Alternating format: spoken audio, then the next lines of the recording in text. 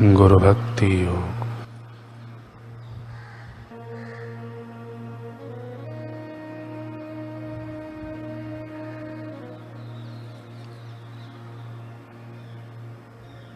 गुरु भाई पर प्रेम रखना यह गुरुदेव के प्रति प्रेम रखने के बराबर है।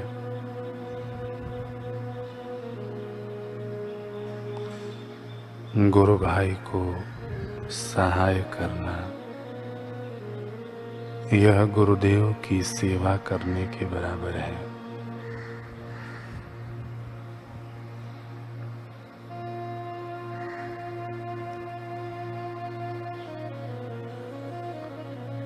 गुरु की सेवा करना माने आत्मोद्धार करना।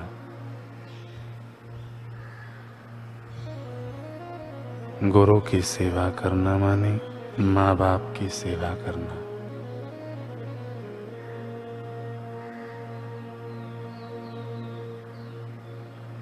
जो मोह से मुक्त बनता है वह कभी भी गुरु का द्रोह नहीं करेगा। परमात्मा के साथ एक रूप बने हुए महान आध्यात्मिक पुरुष की जो सेवा करता है वह संसार के कीचड़ को पार कर जाता है।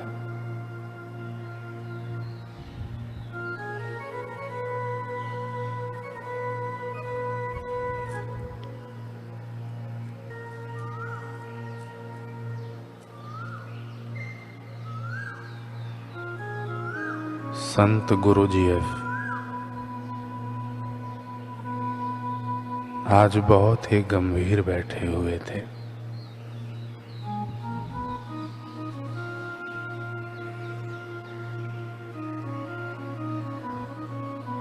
गुरुजीएफ के 4 शिष्य उनके समक्ष बैठे थे। बड़ी पारदर्शी दृष्टि से उन चारों को गुरुजीएफ निहार रहे थे।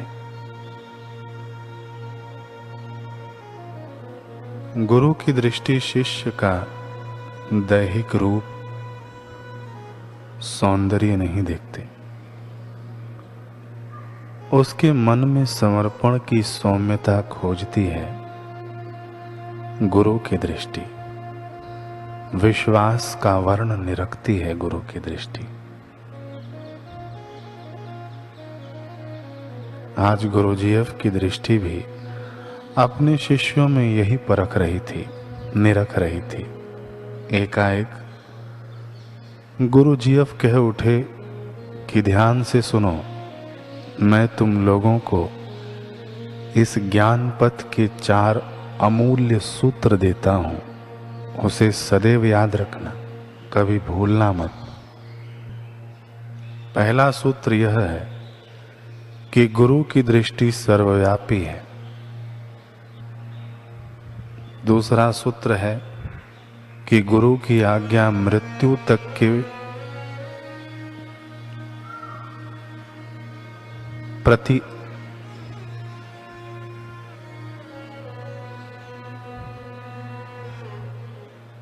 रक्षा कवच है, अभेद रक्षा कवच है। तीसरा सूत्र यह है कि गुरु पर विश्वास तूफानी लहरों में हमारी माझी है।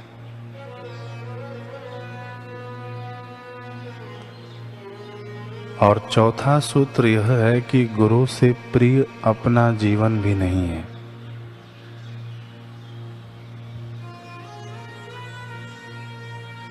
ये 4 अध्यात्म पथ के अमूल्य सूत्र हैं, इन्हें सदैव याद रखना।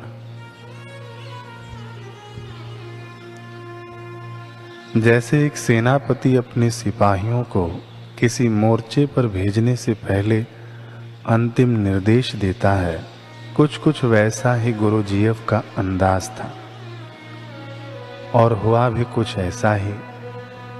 इसके बाद गुरुजीएफ अपने इन शिष्यों को एक सूखी नदी के तट पर ले गए। वह नदी सूखी इसलिए थी क्योंकि पीछे नदी पर बांध बनाया गया था। उस स्थल पर पहुंचकर गुरुजीएफ ने तट पर स्वयं के लिए पत्थरों से एक ऊंचा शिखर बनवाया।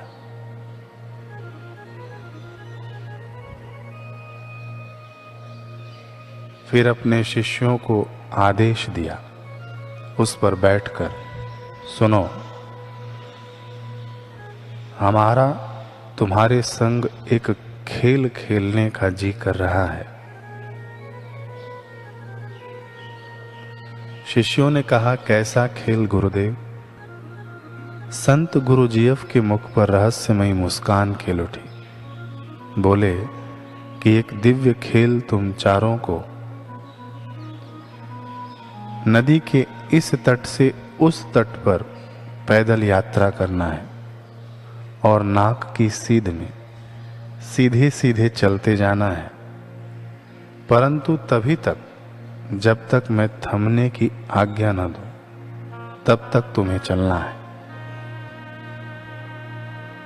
जैसे ही तुम्हें मेरा आदेश मिले कि रुक जाओ, तो तुम रुक जाना।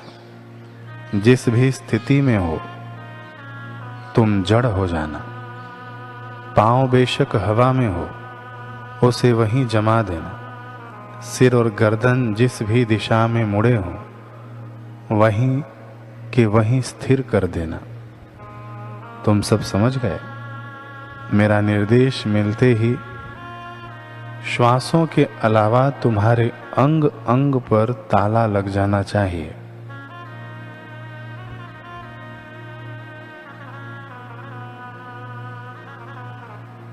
शिष्यों ने कहा, जो आज्ञा गुरुदेव।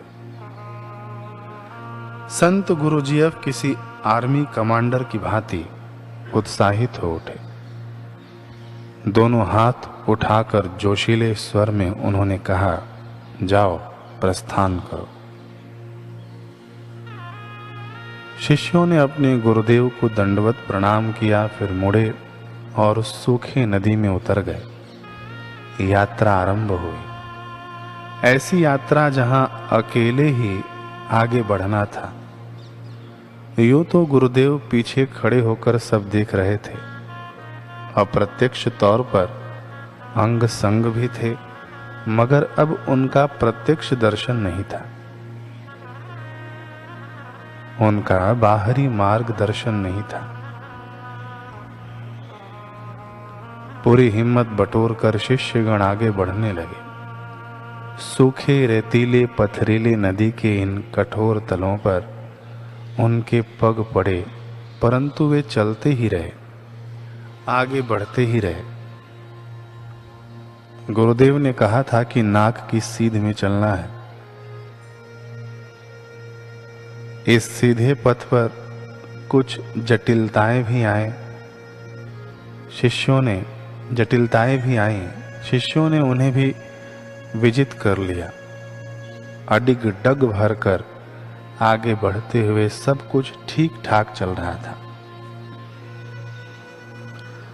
रास्ता कटने ही वाला था। दूसरा तट निकट था। पहला शिष्य तो केवल चंद कदमों की दूरी पर था।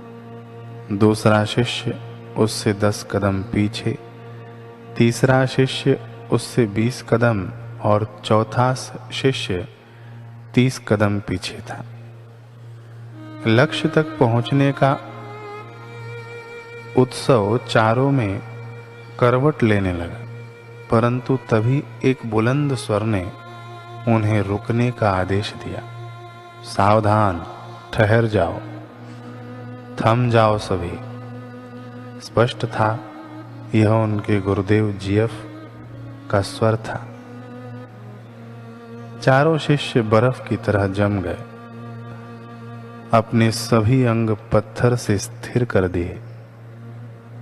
तन से वे सभी मृत्यु के बुत बन गए, परंतु मन उनके वेग पकड़ चुके थे, चलायमान हो उठे थे। तरह तरह के संशयाकुल विचार उनके मानो द्वार पर दस्तक देने लगे। पहला शिष्य, उसका पांव हवा में उठा हुआ था। दूसरा पांव उबड़ खाबड़ भूमि पर पड़ा था। वह परेशान था, सोच रहा था काश गुरुदेव एक पल बाद यह आदेश देते, मेरे कदमों को समतल धरा तो मिल जाती। दूसरा शिष्य जल्दबाजी में उसका पांव एक कंटक पर आ पड़ा था। उसकी नोक आधा इंच पांव में जा धसी थी। यह साधक कष्ट अनुभव कर रहा था, सोच रहा था कि एक बार झुककर कांटा निकालने को मिल जाता तो। तीसरा शिष्य, उसका मुख सूर्योन्मुख था। सूरज की प्रखर किरणें उसे तपा रही थीं। उसके मन में यह उधड़-बुन थी, काश यह ताप तनिक ढल जाता, मेरी आंखें इस कदर तो न चुंधी आती। चौथा शिष्य, उसका मन मौन था, तन के समान स्थिर। परंतु चारों शिष्यों में एक विचार समान था। सभी को आशा थी कि जड़ता का यह दौर क्षणिक है। बहुत शीघ्र ही गुरुदेव का मौन भंग होगा और हमें पुनः आदेश देंगे कि मेरे बालकों, बस बहुत हुआ। मैं सब तुम पर प्रसन्न हूँ। तुम सब दौड़कर मेरे पास लौट आओ। यह परीक्षा काल पूरा हुआ, परंतु ऐसा कुछ भी नहीं हुआ।